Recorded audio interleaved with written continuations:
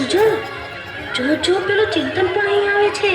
અરે હા, જો તો ખરો, એનું મોઢું પણ દિવેલ પિત્તલ જેવું લાગે છે. હા, મને પણ લાગે છે તેના ઘરમાં ઝઘડો થયો લાગે છે. ચાલ આપણે તેમને પૂછીએ. હા, ચિંતન ક્યાં જાય છે? અહીંયા. શું કામ છે યાર? અરે ચિંતન, તું અમારી જેમ રિસાઈને આવ્યો છે ને ઘરેથી? હા. કેમ, તને વળી શું થયું? બીજું શું થાય, ઘરમાં રહેવું ગમતું જ નથી ને. જ્યારે હોય ત્યારે પપ્પા વાતમાં ઉતારી પાડે છે, અને મમ્મી તો આખો દિવસ એમ જ કહ્યા કરે છે કે ગરમ ચીપીઓ ચંપાવી દઈશ. એક વેલણ પડી જશે એવી ધમકીઓ જ આપ્યા કરે છે. જોયું સુજલ, જોયું ને? હું નહોતો કહેતો? બધા મમ્મી પપ્પા ભગવાને આવા જ બનાવ્યા છે. અરે ભાઈ ચિંતન, તારી જેમ મારા પપ્પા પણ બહુ જ ગરમ મગજના છે. આપણે મહેનત કરીને મરી જઈએ, નિશાળમાં પરીક્ષા દઈએ અને રિઝલ્ટ આવે ત્યારે ખુશીના મારી આપણે પપ્પાને બતાવવા જઈએ, પપ્પા મારો ત્રીજો નંબર આવ્યો. તો પપ્પા કે ડોબા, તારો પહેલો નંબર કેમ ના આવ્યો? ગાય ભેંસની જેમ ઘાસ ખાય છે, ભણતો કેમ નથી બરાબર? શું કહું, મને તો પપ્પા સાથે બોલવાનું જ નથી ગમતું. ક્યારે બસ લડતા જ હોય.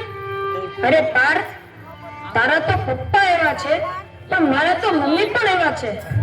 બસ આખો દિવસ કામમાં ને કામમાં, અને નવરી પડે એટલે બેનપણીઓને ફોન કરશે અને બહાર શોપિંગ કરવા જશે. પણ હું કહું કે મમ્મી મારે નકશા પરથી લાવવી છે, મને એમાં સમજ જ નથી પડતી. મારી સાથે ચાલો ને તો તરત જ કહેશે કે ભણવા શા માટે જાઓ છો? ભણવાનું તારે છે કે મારે? રોબા, હું નથી આવતી તારી સાથે. લે આ 10 રૂપિયા લઈ આવ તારી સાથે. ને પછી આપણે કઈક લાવવામાં ભૂલ થઈ ગઈ અને પછી ટીચરની ફરિયાદ આવી અને તરત જ આપણને પપ્પા પાસે ધરી દેશે કે લ આ તમારો હીરો સ્કૂલમાં લોચા મારીને આવ્યો છે.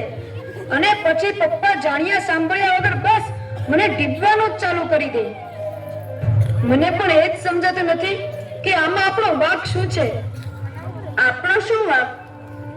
આપણો વાંક એટલો જ કે આપણે બાળક છીએ.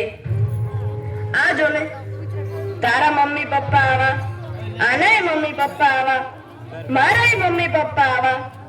મને તો એ જ સમજાતું નથી કે બધાના મમ્મી પપ્પા પોતાના છોકરાઓ સાથે જ કેમ આવું વર્તન કરે છે. વાર્તાઓમાં આવે છે એવું વાલ કેમ નથી કરતા? એ ચિંતન, એક વાત કહું, મેં એક વાર્તા સાંભળેલી. એક ધમાલિયો છોકરો હતો, પણ એના પપ્પા મમ્મી એને બહુ પ્રેમથી સમજાવતા હતા.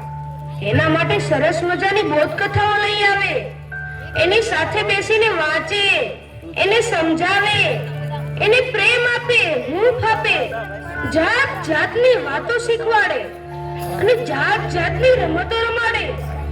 અને પરિણામે એ બાળક ધીરે ધીરે આગળ વધવા લાગ્યો અને પછી એ બહુ મોટો માણસ બની ગયો. મને તો એમ થાય છે કે આપણા નસીબમાં આવા મમ્મી પપ્પા કેમ નથી? શું આપણને આવો પ્રેમ ક્યારેય નહીં મળે? મળશે, જરૂર મળશે, પણ આપણને નહીં, પેલા પાલતુ કૂતરાને. મારો પ્યારો ટોમી આવી ગયો. બહુ સ્વીટ છે, કેટલો ક્યુટ લાગે છે આજે મારો ટોમી. મને જોઈને પૂછડી પટપટાવ્યા કરે છે. Very good.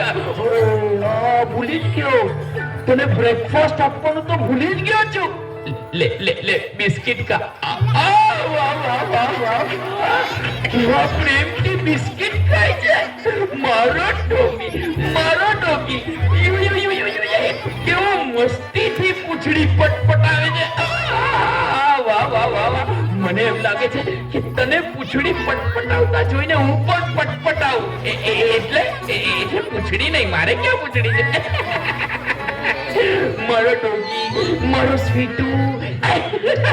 બહુ સાચું કીધું હોતે. આ જોને કૂતરાને રમાડે, જમાડે, નવરાવે, ફરવા લઈ જાય. પણ દીકરાને ખખડાવી નાખે, મારે, ધમકાવે. અલા છોકરા, શું કરો છો? શું કરો છો? આટા ફેરાને આશીર્વાદ, બરાબર ને? ના રખડવા સિવાય કઈ ધંધો છે તમારે? પપ્પા, આ કૂતરા તમને બહુ ગમે છે નહીં? અરે હા, તે ગમે જ ને. પણ તને શું થાય છે એમાં? પણ મને તો એમ થાય છે કે આ કૂતરાઓની ગળચી દબાવી દો. કેમ? કારણ કે અમારા કરતા તો કૂતરાઓ નસીબદાર છે. તમારા કરતા કૂતરા નસીબદારી એ વાળી કેવી રીતે? તો શું કહું બીજું? મને નથી મળતો એટલું તમારો પ્રેમ આ કૂતરાઓને મળે છે.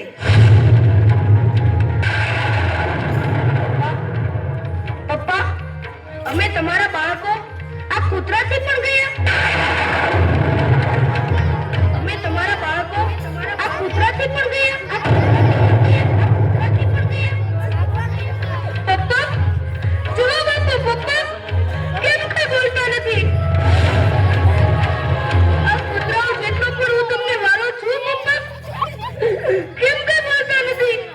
મોટા થઈને તો મારે પણ આવો જ પપ્પા થવાનું હોય. તો મારે મોટા થવું જ નથી પપ્પા, મારે મોટા થવું જ નથી.